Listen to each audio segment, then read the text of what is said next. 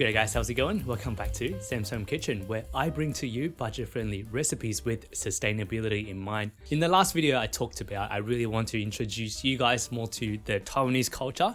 And this week I'm going to show you an improved version of a scallion pancake. It's flakier, it's softer, it's more sophisticated, it's super exciting. Think of it as like a Taiwanese version of like a pastry. It's laid with dough and fat, it's super crunchy, it's savory, it packs so much flavor. It's everywhere in every city in Taiwan. At night markets, around the corner of blocks, you just see these stalls on wheels, 3 o'clock, 4 o'clock if you feel like a bit of a pick-me-up. They also cater to school kids. Coming home from school, it's just a perfect little snack. Crack an egg in it, drizzle of soy sauce. It brings back so much memory from my childhood. That's all I want to say, and let's get cooking. Okay, straight into the ingredient list here. We'll need some flour. Flour is going into both parts of the ingredients, the dough and this thing we call yosu, but more on this later. To form our dough, we'll need some water. Next, some neutral oil to go into both parts as well. Some spring onions. Last but not the least, some salt to season. That is 1, 2, 3, 4, 5. In total, 5 ingredients to make one of my favorite snacks of all time. As all of my other recipes, working with a scale gives us so much benefit in flexibility with the ability to up and downscale our recipe to our need. To make 5 scallion pancakes, we want to weigh out 200 grams of flour, and then we need a 55% hydration dough here, so that is 110 grams of water. Next, we want to add in about 20 grams of neutral oil to make the dough softer after cooked. 4 to 5 grams of salt in, and we mix it all together. With doughs above 55% hydration, they can be a little bit sticky at times. So I like to use a spatula to get me started to keep things as tidy as possible. Work the mixture until it's roughly combined with no obvious dry flour left in the bowl. Flour hydration is not worth the effort of rushing, so now we give it a good 15 minutes for the moisture content to distribute throughout the dough, and we'll come back to work on it. I'm a strong advocate of reducing as much waste as possible in our day-to-day, and it's as simple as using a lid to cover the dough instead of plastic wraps. It really is the smallest thing that counts. So it's been about 15 minutes, and now we scoop out the dough and start working it. I went a little bit overboard with the water. What the hell? And went up to 60% hydration, which is a bad idea. As you can see, the dough at 60% is a little bit sticky. But hey, listen, don't panic when this happens. All we need to do is sprinkle a touch more flour over the dough and knead it until it's no longer sticky. Knead the dough until it's smooth and let rest for about 10 minutes so the dough relaxes and stops bouncing back and forth. After some resting time, our dough is good to go now. Roll it out into a log, and now we want to portion it up evenly. But how do we be precise, you might ask? And yes, by using a scale. The dough should weigh around 350 grams, so divide that by 5 gives us 70 grams per portion. After portioning, to get some good chew on our scallion pancake, we want to create some tension within the dough by pulling and folding the dough into itself like what you can see here. Fold the edges into the center, flip it over, and roll the dough around within the fingers to finish it off.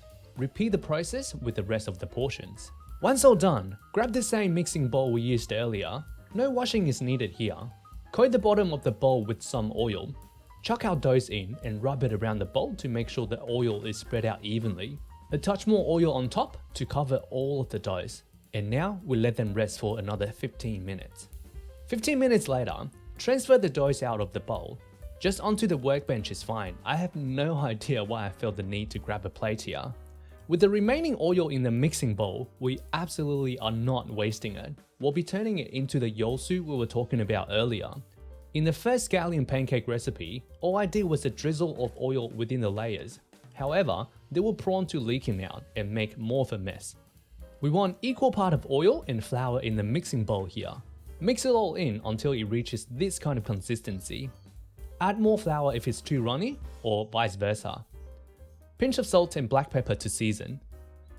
Before we get on to rolling the dough out, grab our spring onion and give it a good chopping.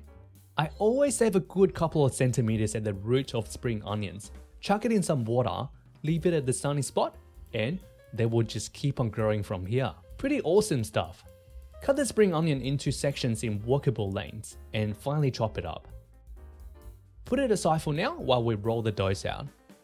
Alright, finally get to the assembly part here. Grab a piece of the super relaxed dough, and now we roll the dough out to about 1 to 2 mm thick. Next, spread out our yosu evenly on the rolled out dough. The combination of flour and oil works like the butter layer in puff pastries, and that is what gives our scallion pancakes that amazing texture. Grab a handful of spring onion and scatter over just half of the dough. Grab one half of it and fold it over. Now, grab a bench scraper or anything that you can use to cut the dough. We want to cut it into 1 cm strips, but not all the way through. Leave the rear end intact. Next, roll the dough up and swirl it into a round shape. Grab the rolling pin again, and we want to flatten the dough into the final pancake shape. The strips we created have just become the beautiful layers for our pancakes. From another angle, and we'll go through it again. Roll out the dough, yosu on the dough, sprinkle of spring onion, cut into strips, roll it all up, stretch it out a bit if you like, twist it even, and then roll it into a bowl and finally flatten it. It's that easy. To cook our scallion pancake, put on a wide pan on medium to low heat. Be generous with our oil so we can get the layers we created nice and golden brown. Once the pan is up to temperature, in with our pancake. To make sure both sides get equally as crispy, I cook one side for about 2 minutes and then flip it over. Rinse and repeat multiple times until both sides of the pancake are crispy and golden brown. Before getting it out of the pan, crush the pancake up to expose the layers. This is truly crispy on the outside and soft and layered on the inside. For a quick and easy dipping sauce, do 1 part soy sauce, 1 part vinegar, and a dash of sesame oil. Can never go wrong with this combination. The cost breakdown is as below. 200 grams of flour at $1.10 a kilo equals to 22 cents. 40 grams of neutral tasting oil at 35 cents a kilo equals to 1.4 cents. 1 stem of spring onion is about 40 cents. Altogether, 5 scallion pancake costed us around 62.14 cents. That is about 12 cents per portion. Alright guys, and there we have it. We've got our improved version scallion pancake super flaky version 2.0, whatever we want to call it, whatever I decide to call it in the end. Super golden brown and crispy on the outside, but on the inside still soft, flaky, and I just can't wait to dig in.